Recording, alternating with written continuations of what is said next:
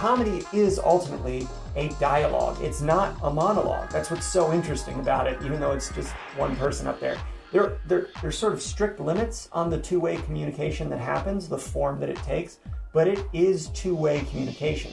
Comedians need the audience for feedback. It's critical for us to understand our material on a deeper level. Like, you can never really master what you're trying to get at without that connection to other people, right? The audience is necessary to understand yourself and understand your own material. Like, I definitely used to get on stage like I was trying to prove something to people, you know? Like I was trying to win the prize of laughter, you know? That's a terrible way to do comedy, I gotta tell you. That's a bad way to approach it. I think I did that initially because I came from this sort of academic, philosophical background where, you know, you wrote essays to try to win an argument. And I've since learned that's actually a terrible way to debate. You know, the goal should never be to win, right? That's and that sounds weird, but it shouldn't be. Like, that's one of the things that's gone terribly wrong in our political culture. Like, the goal should be increased understanding and competence in dealing with difficult issues. You know, who cares? Who cares who wins? This is me getting mad about this. But that's all ego. You know, what works? That's what matters. What works?